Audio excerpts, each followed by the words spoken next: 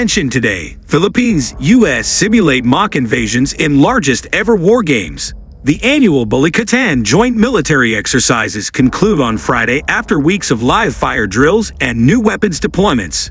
Troops from the United States and the Philippines have launched Javelin missiles and fired howitzers to simulate repelling a maritime invasion along the coast of the South China Sea in a show of force capping joint war games held in China's maritime backyard.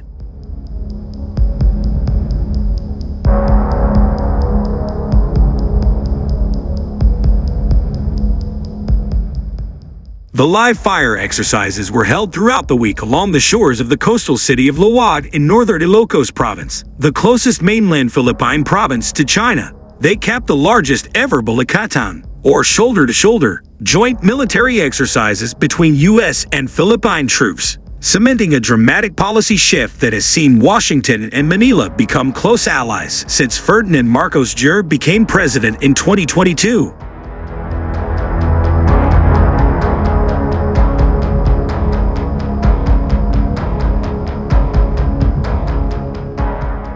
Tensions have risen amid multiple confrontations between Philippine vessels and the China Coast Guard in the South China Sea.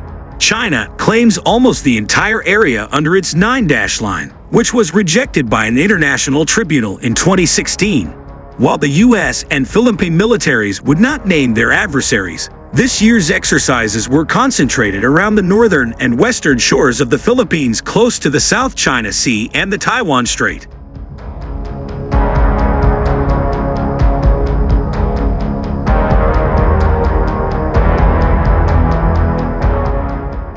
Parts of the drills were also staged in waters outside the Philippines' 19 kilometers, 12-mile territorial limit, and also outside Manila's exclusive economic zone, which extends for 200 nautical miles, about 370 kilometers.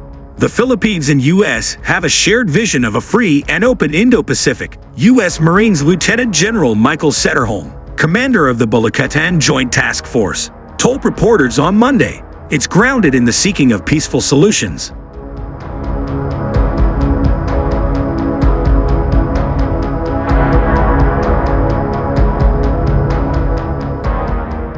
Make no mistake, if there can't be a peaceful solution, we have an obligation to our countries to train together.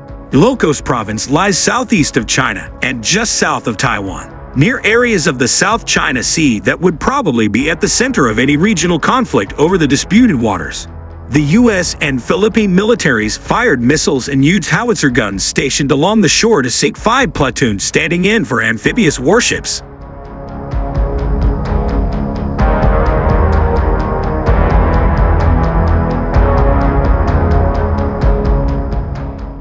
In northern Batangas and Island Province, just south of Taiwan, U.S. and Philippine forces simulated the recapture of Itbayat, the country's northernmost municipality. The war games elicited a strong response from China, which managed to disrupt at least one live fire exercise in the South China Sea.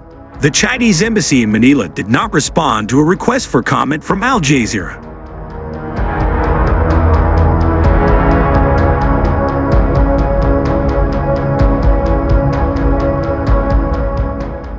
A Chinese warship and 2 other vessels were spotted near Itbayat as the exercises were held, the Philippine Coast Guard said on Wednesday.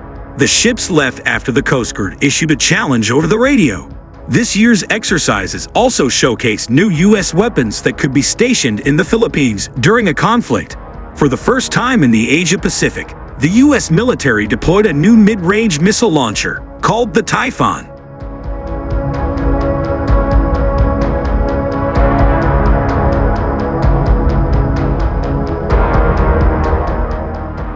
From the northern Philippines, it is able to reach targets in Taiwan, along with Chinese bases and infrastructure in the South China Sea and mainland China.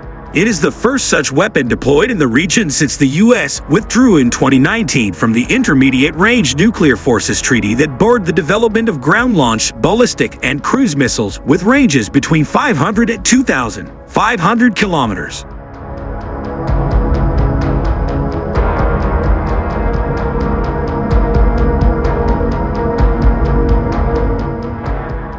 While the Typhoon system was not fired during Balikatan, Its deployment now serves to identify launch sites that can be used during a conflict, said Colin Koh, a senior fellow at the S. Rajaratnam School of International Studies in Singapore.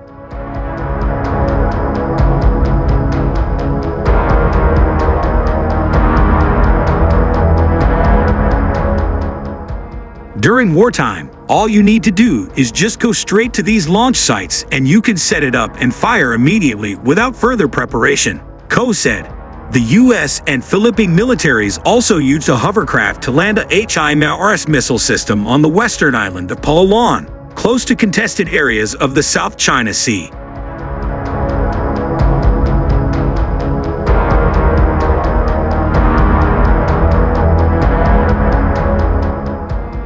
Last year, the militaries tried and failed to land a HIMARS system at the main port of Batangas. This year, the U.S. military upgraded the port, along with a warehouse and other military infrastructure, as part of an effort to develop functional seaports to offload equipment and troops.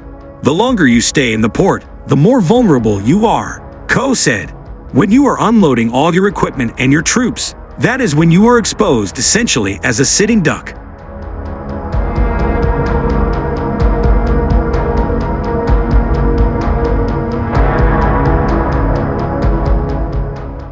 Last year, Washington and Manila announced that 4 military bases would be added to the Enhanced Defense Cooperation Agreement, allowing U.S. troops to utilize a total of 9 military sites in the Philippines for training, refueling, and other operations. 3 of those bases are in the northern provinces of Cagayan and Isabela, both close to the Luzon Strait running between the Philippines and Taiwan.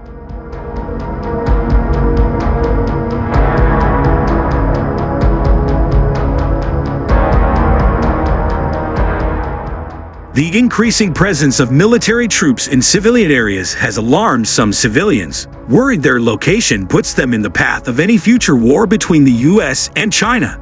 We don't have to choose between the two, said Manuel Mamba, governor of Cagayan province. I do not like foreign forces in my province because I feel we could be dragged into a war which is not ours.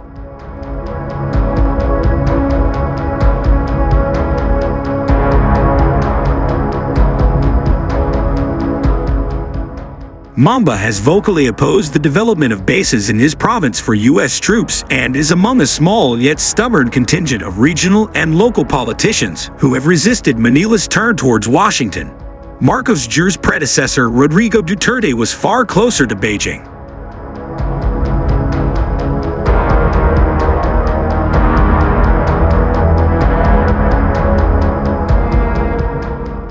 Cagayan has received substantial investment from Chinese companies, including an ongoing effort to dredge and develop an international port in the coastal town of Apari.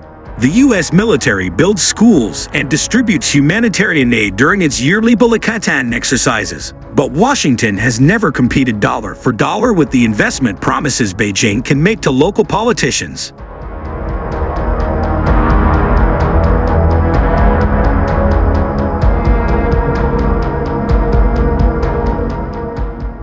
Last month, the U.S. and the Philippines announced a new economic investment corridor in Luzon focused on ports, railways, and clean energy.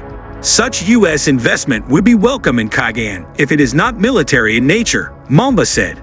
Maybe it could be used only by the armed forces of the Philippines if there's an emergency.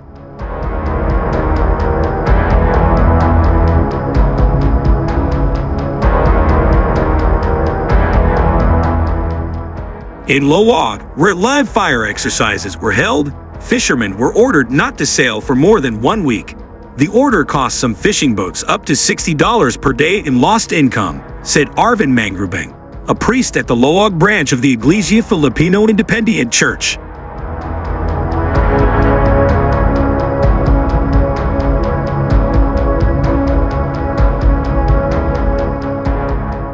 Some communities gave relief stipends of about $9 per day to families that are registered to vote, which Mangrubeng said is hardly enough to cover the cost of the exercises to working families. We cannot gain anything from that, he said. If China reacts to these exercises, the Filipino people will suffer.